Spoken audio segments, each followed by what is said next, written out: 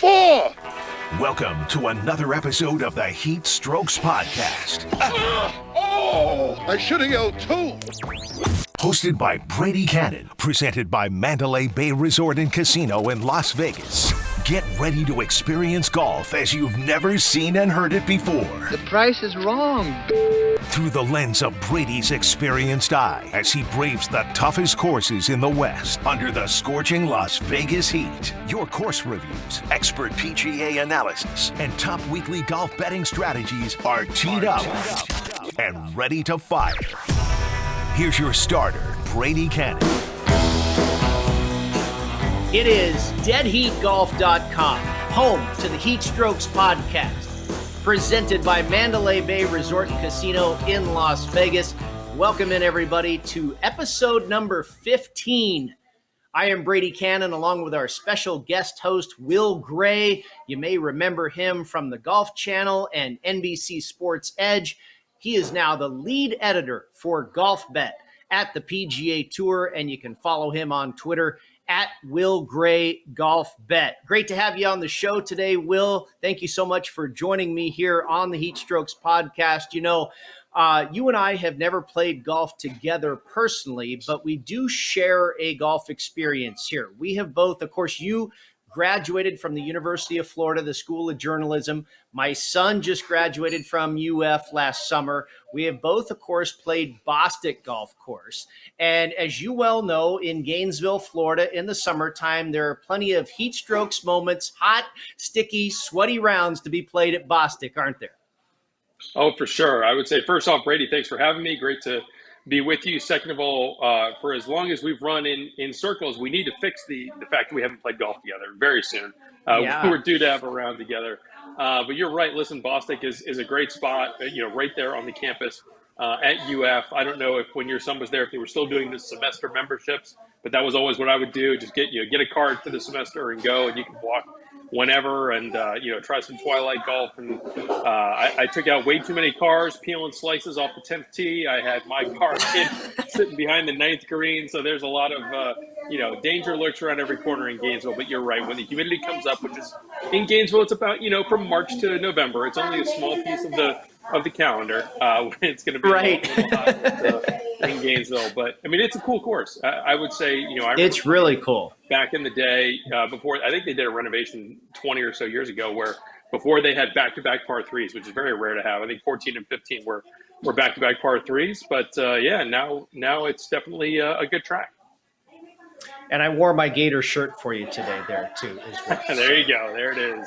Orange and blue. We're not going to talk about the football team or baseball. We're golf school now. Ah, man, all the way to the finals. That was a nice run by the baseball team for sure. And a national championship in golf for the Gators. In the second half of the program today, of course, we will preview the Scottish Open taking place at the Renaissance Club in North Berwick, Scotland. It'll be the 5th year in a row that they have played the Scottish Open at this golf course. But before we get into that, we want to review a golf course today, and our featured golf course is Dragon Ridge Country Club in Las Vegas, Nevada. It's actually in Henderson, McDonald Highlands, Green Valley area. For many years, when it first opened, Dragon Ridge Country Club was a public course, but it has since now gone private, and it has been that way for many years. It is one of the very best golf courses in the state of Nevada. On a number of occasions has been ranked inside the top 10 golf courses in the state of Nevada. It is a Jay Morrish and David Drzeski design, a tremendous amount of elevation change. It really seems like every hole here has like a massive panoramic view of the Las Vegas Valley and or the Strip. There are certainly some holes where there's some desert influence, hitting over some arroyos and some rock outcroppings, that type of thing, but also quite a few holes that set up very traditionally. It's really a good mixture of styles. I think it's a very interesting golf course and a lot of fun to play. There are some very unique golf holes. There are atypical holes. There are very traditional, straightforward holes. It's always in excellent shape. I don't think it is brutally difficult, but it is by no means a pushover. It is a good, stern test of golf. Of course, Will, you have played Dragon Ridge in the past. Let me know, some of your initial takeaways of your experience there at Dragon Ridge. Yeah, I've had the opportunity to play there a couple times back in the day before they went private. And I will say, so this is actually, it's a little sentimental for me because this was the first course that I ever played in Las Vegas. I've had the opportunity to play a handful out in the desert, but for a Florida kid like me going out to the desert golf, that was about as far on the opposite end of the spectrum as you can get. I'm used to, Bermuda greens and water everywhere. And now all of a sudden I've got rock outcroppings and bent grass greens where the ball actually goes where it's supposed to go. So that was the initial intake for me of just going out. I went out with my dad when I was in college, and we just had a trip out there and wanted to find somewhere to play. And that was just a great spot to have an introduction to what desert golf and mountain golf. It's kind of that combination, as you said, where some of it, you've definitely got those outcroppings and you feel that elevation. And other times you also feel more of the desert influence. And it's a very playable layout, but one that will also challenge you as well. So that's for me as a casual guy, when playing golf, that's what I look for. I don't want something that's necessarily going to beat my brain in for 18 holes, which you definitely have that. You got some tough courses out in Vegas, but this is one where you can go out, you can have a casual round with your friends, where if you want to keep score and grind for a couple bucks, you can. If you want to just have a good time and have a couple pops, you can do that as well. Well, it is a par 72 that stretches to nearly 7,000 yards. I feel the fairways here are of good width. They're not too narrow. They're not too wide. I would call it more of a positional golf course off the tee. You've got to really find the right spot in the fairway to set up your second shot. The greens are pretty darn big, and there's actually a few of them on the course that are so big, they can really bring a 3-putt into play. This is really, a full-fledged private club. It's come a long way. You talked about playing it very early in its inception, Will. Same here. You and I have kind of both seen this course grow up, but now you've got all the usual amenities and then some, swimming pool, tennis courts, nice restaurant area, locker room, showers, a steam room, and then you've got a whirlpool and, spa services like a massage, pickleball courts, fitness, yoga, Pilates. It's really the whole package. A beautiful neighborhood as well that has grown really over the years now with some massive homes in the community. Like I say, you and I have kind of both seen the evolution of this golf course. Let's narrow it down just a little bit, Will, and let me know. I know you've played it on more than one occasion. Do you have a favorite hole or maybe a couple of holes from your experiences here at Dragon Ridge?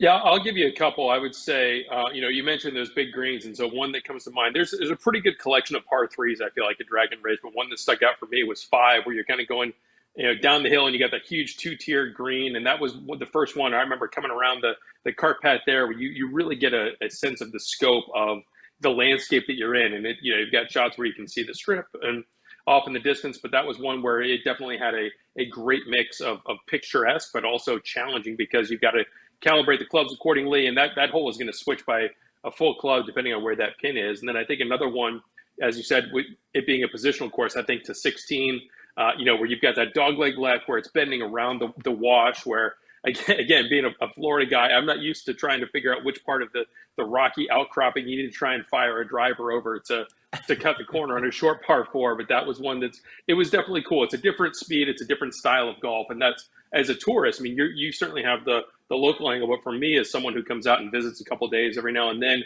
that's something that really adds a unique flair, where you're just going to get a different taste and a different style of golf than maybe you're used to based on where you're coming from around the country. Yeah, as far as a par 3, I thought you were going to go with number 2. That is really just amazing. Right out of the gate, you get up on that tee box, you feel like you're standing on top of the world. You can just see the entire city. And then 16 almost made my list as well. Pretty straightforward shot off the tee, and then you got to turn that corner and take it over the little arroyo or barranca, whatever you want to call it. Very good golf hole. But I went with number 3, and the fairway, I wouldn't call it completely wide, but the more forgiving side is on the right. And that's where you really want to be with your tee ball. Now, there is a barranca at the end of the fairway before the green, but right in the middle there. So you kind of have to negotiate how far you're going to hit this tee shot. From the tips, it's only about 375. So oftentimes you're hitting 3-wood off the tee here, and then you've got to flip a little wedge onto a green that runs from back to front, and everything kind of slopes back down into that little canyon there between the fairway and the green. And then beyond the green, you've got views of the strip. So, I mean, if you hit a couple of good golf shots here, you're definitely going to have a look at birdie on number 3. And then my other one was number 9, which is far more difficult. The whole hole kind of ascends uphill, and especially the second shot.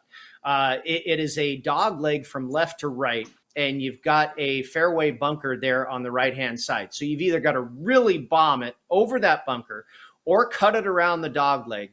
And then the rest of the hole is just straight uphill. You can't even really see the putting surface from where your second shot is. And you've usually got over 200 yards, a big green. It's not hard to hit the surface, but it's tough because you're going to have to hit a spot on iron shot of over 200 yards. And par here is a really, really good score. The hole is only about 400 yards from the tips, but everything, again, ascending uphill. So 3, a little bit easier. 9, certainly very difficult, but that just kind of goes to show that the variety of the holes that you have here at Dragon Ridge. Will, I know you said you've been here a couple times and you've played a lot of golf in Las Vegas at a number of different courses. Do you have a favorite story or a moment that you recall from one of your visits to Dragon Ridge? Well, like I said, this was the first course I ever played in Vegas. So coming from Florida, one thing that absolutely snuck up on me is we went out. It was my dad and I in an afternoon round, and I could not believe how fast the sun set in the mountains. It was out in December, so it was an early sunset. And absolutely snuck up on us. Where we're thinking like, all right, we'll go out for like 1 o'clock, and all of a sudden it's like 4, and the sun starts to go down, and 15 minutes later you are out of luck, my friend. You got maybe 1 hole in the dark, so we were definitely jamming the gas, trying to get there to the finish line. But as you mentioned, on holes like number 3, that's part of what I like about going out to a course from a tourist perspective. I like the sort of venues where if I go back, depending on the tees I'm playing, depending on the weather, depending on the group that I'm with, it's going to be a different challenge than it was maybe the first time around. And so this is definitely one of those courses where if you played it once, you can go back, you can play it again, and it's going to have different strengths and different challenges to your game depending on the time of year, the type of wind, what conditions you're facing. So I know you said the word variety, and that definitely comes to mind for me of this is a course where it's going to be as hard as you want it to be, but it can also, you can ease off it if you want it to. And I think that's definitely a wonderful mix to have. Yeah, and really a nice characteristic when you're dealing with a private club. If you want to, if you're playing this course every day or once a week or what have you, and you can kind of switch up what golf course you're playing all the time, the level of difficulty, that's certainly a nice benefit in a private club. So my favorite story was kind of a Wild Kingdom moment here. One of these days out at Dragon Ridge, I want to say I was playing by myself this particular day, just went out there in the summertime to get in around in the afternoon or whatever it was. And on the 4th hole, I saw a desert tortoise. I'd never seen one in the wild before. Wasn't a big boy, but a pretty good size one, maybe about the size of a basketball or so.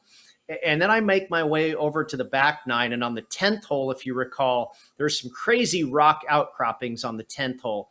And I'm driving by in the golf cart there and sticking its head out, peeking over one of these rocks. I don't know to this day if it was a Gila monster or a chuckwalla lizard, but it was a big lizard, probably 2 feet long. And if you look up chuckwalla, you'll see that they're very common to this area, as are Gila monsters. I'm not sure what it was, but I was just stunned by that. And then I get to the 16th hole and I see a coyote kind of running around, and my ball's over in the rough, and I see about a 4-foot-long gopher snake. It was just a science lab, a biology course there out on the golf course that day. I can't really remember what my round went like, but you see coyotes a lot. They're fairly common out here in the summertime, especially. If you try hard enough, you can find a snake. But the tortoise and the big old lizard, whatever it was, those were really special moments. So you never know what you might find out here in the desert. Yeah, you filled out your Trivial Pursuit wedges there with your science options for sure. Well, Dragon Ridge is definitely a very high-end property and one of the top private clubs in the state of Nevada. I mentioned it has been voted top 10 in the state of Nevada on more than one occasion. And, it was last week that we reviewed Rio Seco, and they're located in a similar part of town, Rio Seco and Dragon Ridge. So the topography is very similar between the two courses, different layouts for sure. But the natural landscapes, the canyons, the scenery, the views, the elevation change, the excellent conditions, all very similar in these two courses. And both Dragon Ridge and Rio Seco, a couple of my favorites in all of town. Now, Dragon Ridge, I mentioned, of course, it is a private club. There are a number of different options you can buy into as far as membership. I would say anywhere from about $10,000 to $100,000 if you want to go all the way to like a corporate level, depending on what you're looking for. They do offer on a limited basis some non-member unaccompanied guest play. That typically will run you anywhere from about $300 to $500 per player, depending on the time of the year. And we should also let you know that Dragon Ridge is undergoing a major renovation right now. We're talking replacement of greens, sand bunkers, additions to the practice facility. They shut down earlier this spring, and they don't expect to reopen until December. So this ought to be one awesome product once again come 2024. You can find them online at dragonridge.com, or you can also find them on our website, deadheatgolf.com, as one of our featured courses. You can also give them a call at 702-614-4444 and tell them the folks from the HeatStrokes podcast sent you. We will take a quick break and be back with our picks for the Scottish Open at the Renaissance Club. But before we do, take a minute, folks, to check in with our sponsors, our fantastic sponsors, Las Vegas Advisor, VSiN Realty Group, footballcontest.com, and Play Studios. If you want to get involved with footballcontest.com, now is the time. Football contest signups going on in Las Vegas as we speak. Mr. Will Gray, you might be a candidate. I know you like to play in Circus Survivor, the Westgate Super Contest, all of that good stuff. Go to footballcontest.com and use the promotional code HEAT to save $50 at checkout. We'll be back with more of the HeatStrokes podcast presented by Mandalay Bay Resort and Casino in Las Vegas in just a moment. When the HeatStrokes crew isn't burning up the hottest golf courses in the country, playing a game you'd all spend a lifetime trying to master, they're doing something just as smoking, but a whole lot easier. They're playing My Vegas Slots. It's a top-ranked, free-to-play mobile app that lets you earn valuable, real-world rewards from some amazing partners like MGM Grand, Bellagio, and Norwegian Cruise Line. You can score rooms, great meals, show tickets, and more just for playing. Download My Vegas Slots today from your favorite app store. And if you're anything like Brady and Matt, we know you're going to love it. And that's something you can bet on. Want to gamble like the pros? At LasVegasAdvisor.com, you'll find the world's best how-to books, software, and strategy cards featuring blackjack, poker, video poker, tournament play, and of course, sports betting, including 2020 sports betting. Think like a pro, which contains an 85-page section on betting golf. And don't forget to check out LVA's famous Member Rewards coupon book, offering discounts on dining and entertainment, including a buy one, get one for the awesome lobster buffet at the Palms, and more than $400 in gambling, free play, match play, and bonus offers. Up your gambling game today at LasVegasAdvisor.com. That's LasVegasAdvisor.com.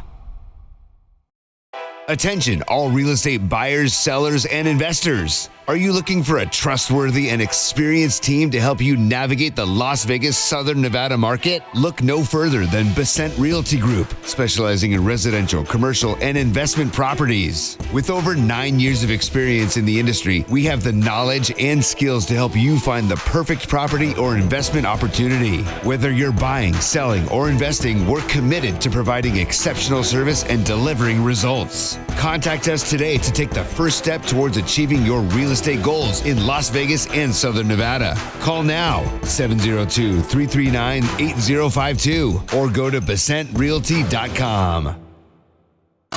Have you ever wanted to play in one of the biggest football contests in Las Vegas and win $1 million or more? At footballcontest.com, find out how to sign up and make your picks through Nevada's most experienced proxy service. You do the handicapping, we do the legwork, and our service is a convenience for both locals and non-residents alike. Over the past decade, thousands have trusted footballcontest.com as their proxy service and have collected winnings of over $10 million. Whether you're a fan of 5 picks against the spread or survivor pools, footballcontest.com has all the information you need to get started. You pick the winners, we submit your picks. It's that easy at footballcontest.com.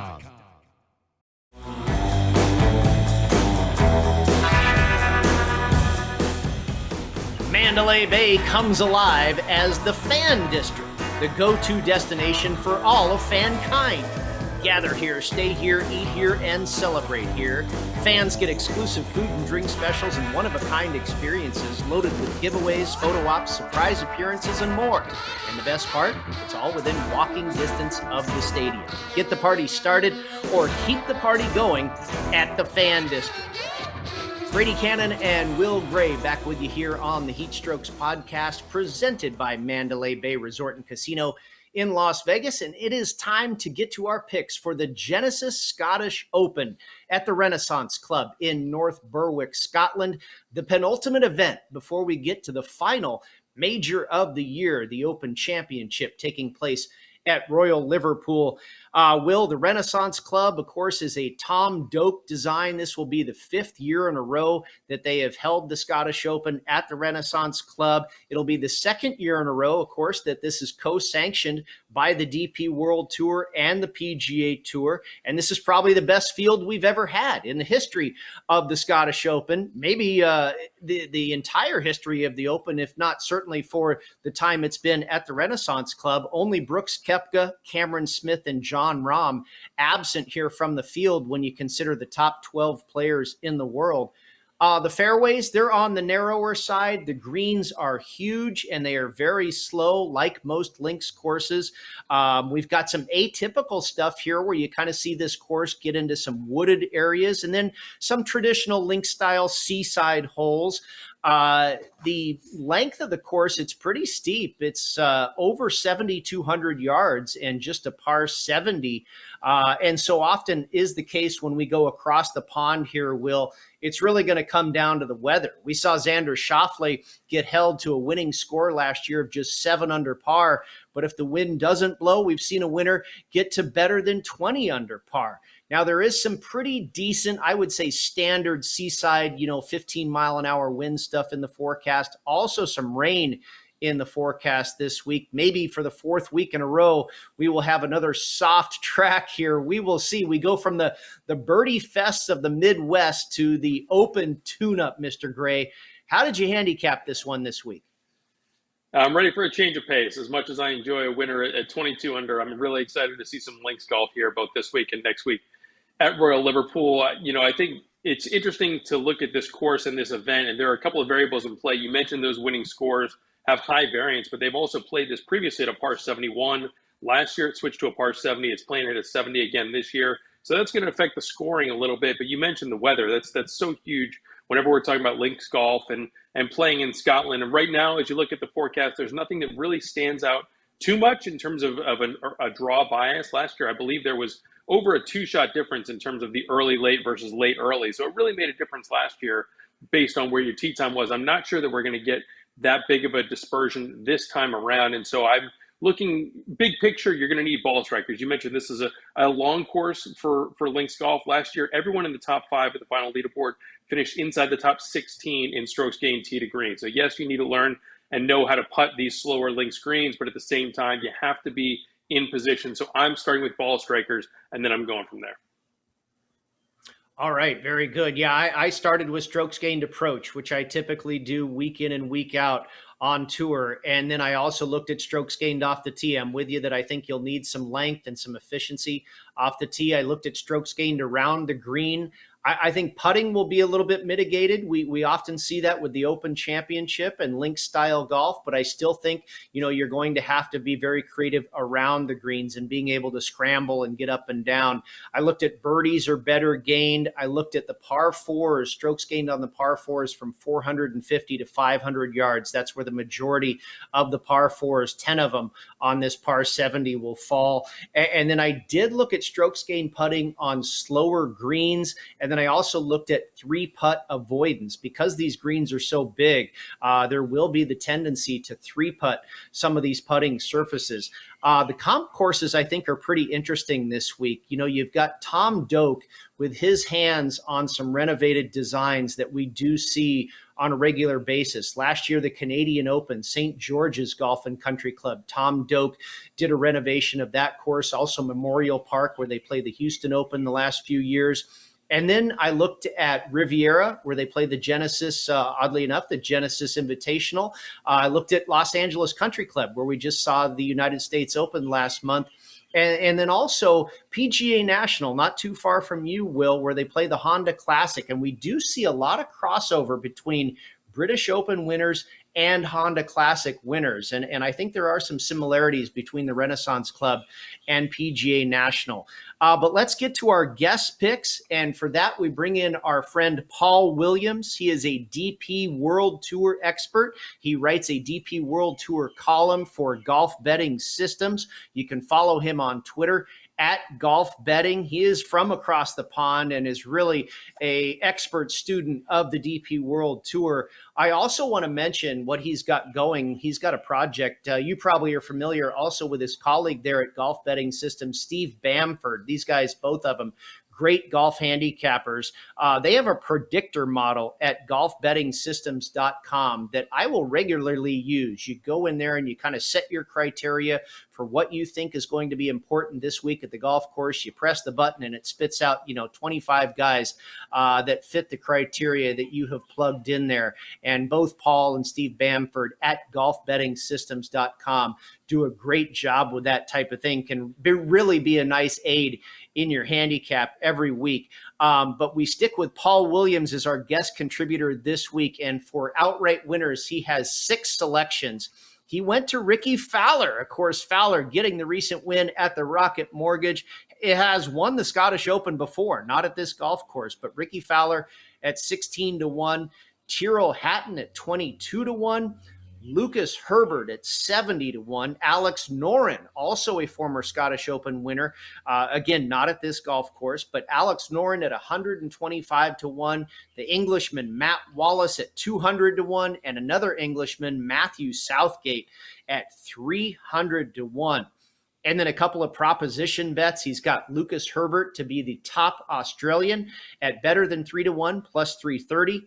And Justin Thomas, the American, struggling American, to miss the cut at plus 175. And then for a first round leader bet, again, back to Matthew Southgate at 150-1. Now, when Paul sent me all his picks, he did not have any head-to-head matchups that he had landed on just yet, but he did say that I'm going to find something where I can go against Justin Thomas. So not only taking Justin Thomas to miss the cut, but he's also looking for a matchup where he wants to fade JT. Anything catch your eye there with Mr. Williams' picks, Will? Yeah, for sure. I'm with him. We're aligned on the JT read. I was covering the Rocket Mortgage a couple weeks ago. Had a chance to watch Justin Thomas play a few holes, and something's just not quite right. I mean, this is a guy that is a two-time major champion, former world number 1, and is very clearly a swing thought if there's stuff going on off the course. But he's I would look back to May at Quail Hollow at the Wells Fargo, where all of a sudden you see 25s and 30s popping up. And you think, wow, you're getting some value on a big name. And now I want no part of Justin Thomas. I, like Paul, am looking for reasons to fade him. I'd like him this week to miss the cut, especially at that number at plus 175. So it's an interesting time for a guy who can turn it on real quick.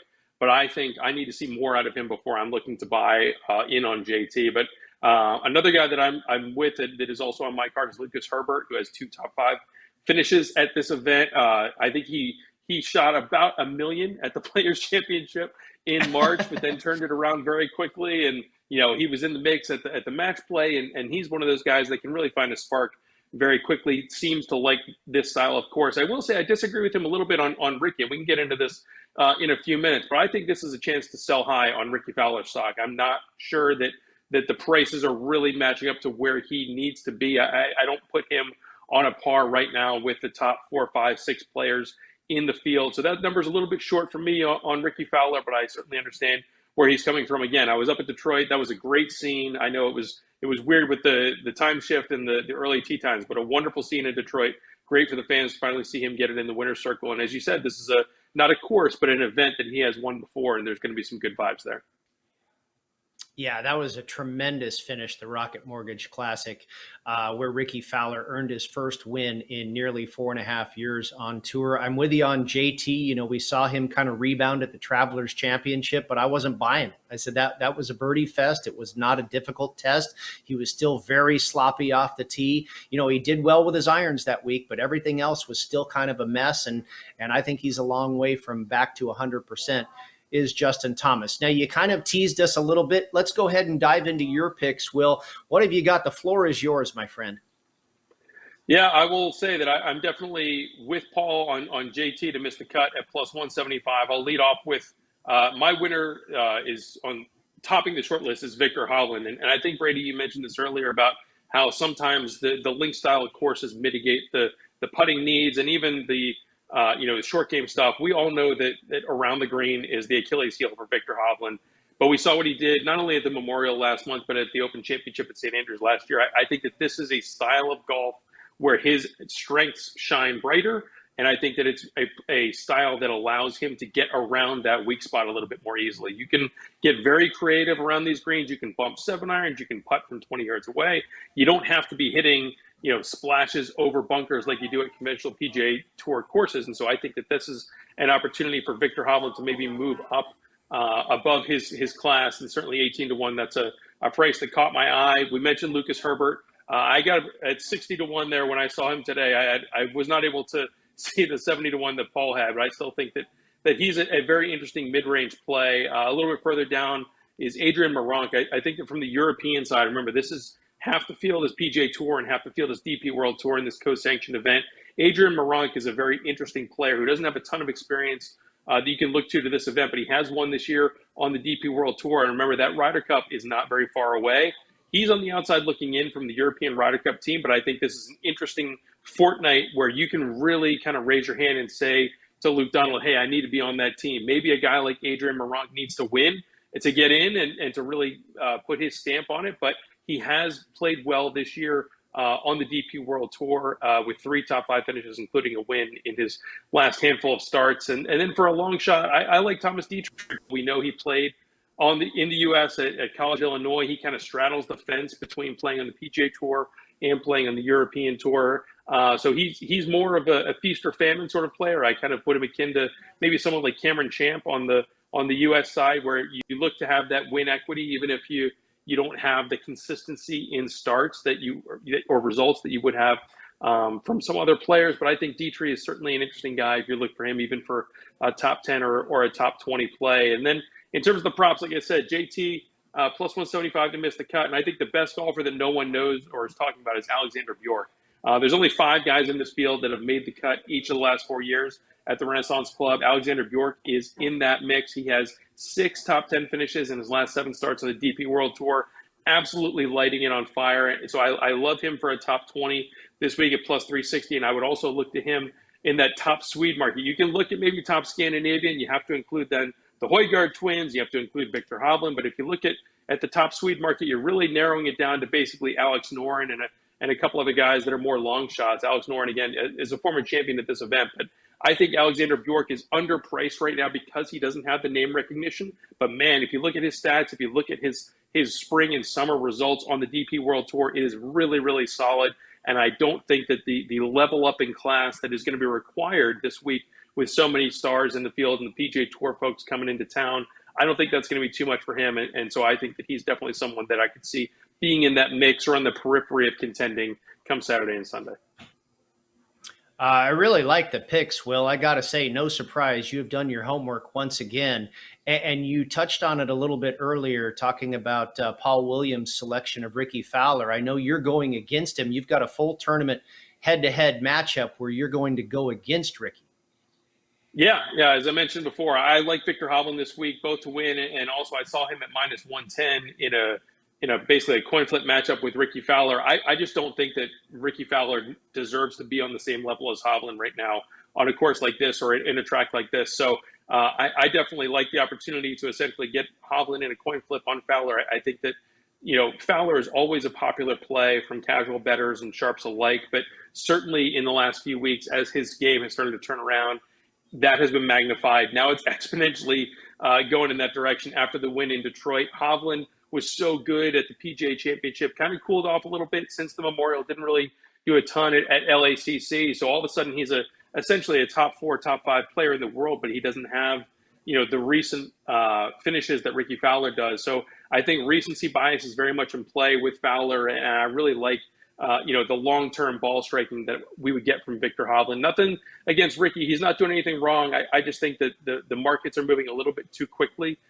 towards him after that recent win, his run of form. And so I think that if you're asking me head-to-head this week for a season, any event, I'm going to take Victor Hovland over Ricky right now. And so to have that opportunity this week, I'll jump on that bandwagon for sure. I think it makes a great deal of sense. There is recency bias with Ricky. He's a former Scottish Open champion, so maybe getting more attention in the market than maybe he deserves. And you're right, Victor Hovland, absolutely, maybe a top 5, 6 player in the world right now. The guy's really been on fire all summer long. Okay, my plays, I have outright plays that I have also played these same guys for a top 20 finish. So 6 outright players, again, that I've also played in the top 20 market. Tommy Fleetwood at 25-1. He just finished 5th at the Los Angeles Country Club, and I mentioned that was one of my correlated courses. The guys, like Victor Hovland, has been really on fire this summer on the PGA Tour. He's had a number of near misses. All the skill sets work out for Tommy Fleetwood, and maybe going back to his home turf, if you will. Of course, we know he has never won on U.S. soil. Maybe he'll get a victory now back on the other side of the pond. I got him at 25-1. Shane Lowry and Tommy Fleetwood, too. Not only Los Angeles Country Club, also has a very good record at Riviera and the Honda Classic, other correlated courses I used. And that reminded me when I mentioned Shane Lowry. This guy's been money at the Honda Classic, also finished 10th last year at St. George's in the Canadian Open, another Tom Doak redesign. The putting has been awful this year for Shane Lowry, while at the same time, you could argue is one of the best links and wind players in the world.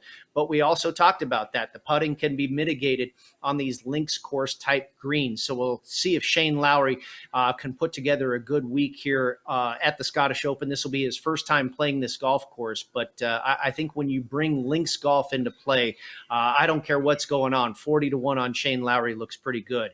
And a similar selection here with Justin Rose. Again, good history at Riviera, finished 4th last year at St. George's. Great history at the Honda Classic. You've got the Ryder Cup factor. He got the win earlier this year at Pebble Beach. I think the timing is right for Justin Rose to maybe step up and have a really good week here. 52-1, a pretty healthy number on a guy that is really good from tee to green. He's got the short game. He's got the long iron play. He's got everything you need around this track. And then, kind of similar to Shane Lowry once again, another one of the finest wind players and links players over the last 20 years is Adam Scott. And we know, especially at the Open Championship and on links golf, sometimes the elder statesmen get it done. And Adam Scott is no stranger to being in contention on these links golf courses. It was a 30-day stretch earlier this summer, early May to early June, where he finished top 10 in 3 out of 4 events on the PGA Tour, got him at 60-1. He's won at Riviera twice. He's won the Honda before. And then I started getting into some triple-digit bombs here. Gary Woodland at 115-1. Hasn't been in fantastic form this year, but he did have a top 10 at Riviera. He's got 4 top 10s over the course of his career at the Honda Classic. He's absolutely one of the best guys in the world off of the tee and with the long irons. And if the short game is just average, again, I don't think you have to be spot on with it here in a links golf setting. So Gary Woodland, I thought, was worth a shot. And then finally to Lee Hodges at 300-1. Looking at all the stats, the guy just came up pretty high in where I was ranking everybody. And I thought 300 was a little too cheap on this guy who's very efficient off the tee. The last 36 rounds, he is number 2 in this field for strokes gained putting on slow greens. He's got a 9th and a 14th at the Honda. He's got a top 20 at Riviera. Like I say, a long shot for sure, but probably a good shot, in my opinion, to finish top 20. And then 2 full tournament head-to-head matchups. I went back to Shane Lowry at even money over Jordan Spieth. I've actually seen Lowry flip to the favorite in that matchup. I'm still okay with it. I think this is a good spot for Shane Lowry. And there we go. Like Paul Williams said, finding a spot to finish Justin Thomas, or to fade Justin Thomas rather. So I've joined the party with you and Paul, Will. Justin Rose at -120 over Justin Thomas. I like it. Listen, that's a fun card for sure. You want to have some variety in your selections. Anytime we can get the Gary Woodland 12-foot stinger off the tee in links golf, that's usually going to play. So he's one that definitely has my eye. And listen, you're talking me into this PGA National comparison. I wouldn't, I grew up maybe a half an hour from that course. I wouldn't have thought that it has a lot to do with North Berwick, Scotland. But you're right. I mean, Adam Scott is a former champion there and a guy that has a really strong links acumen. You think back to Royal Lytham in 2012, he had more than one hand on the claret jug and kind of let it slip away. So 60-1 on the Aussie. When you get a veteran like that, I think that's a good number. All right, very good. And that brings us to our Pizza Money Play of the Week, brought to you by Dom DeMarco's Pizzeria and Bar in the Summerlin area in Las Vegas, Nevada. And by the way, we won our Pizza Money Play last week. We went over the posted finishing score for 72 holes. And thank you to Sepp Straka, double bogeying the last hole in his victory. We cashed that ticket for our Pizza Money Play of the Week last week. This week, we're going the other way. We're going under 266.5 for your 72-hole winning score. And what that means is your winner of the Scottish Open is going to have to get to 14 under par or better. Now, the average score here in the last 4 years has been 14.5 under par, but we've never had a field this strong. Now I talked about the wind. It looks pretty typical in the neighborhood of 15 miles an hour, but we're expected to get some more moisture. And it looks like possibly for the 4th week in a row on tour, we will have possibly another soft golf course. And if you've got players of this caliber and a soft golf course, they're going to be able to score. So I went under, Will, 266.5. I think they can get to 14 under or better. Yeah, going back to the deer for a minute, I bet you didn't think you would have to dodge a 58 there from Sepp Straka to get your Pizza Money Play over the finish line last week. Like I said, this is one where you have to be careful if you're looking at your handicap in previous Scottish Opens, because it did, for a couple years, play as a par 71. Now it's playing as a par 70. So just make sure you're looking at the right numbers. But as you mentioned, that's right about where it seems like it's going to be. There's not a huge weather factor in play right now.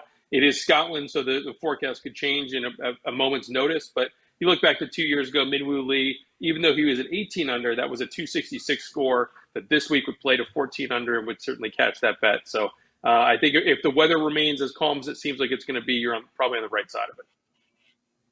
That is going to do it for this week's edition of the HeatStrokes podcast, presented by Mandalay Bay Resort and Casino in Las Vegas. If you missed some of the picks, any of the information, you can go back and find it wherever you get your podcasts, or also on our website at deadheatgolf.com.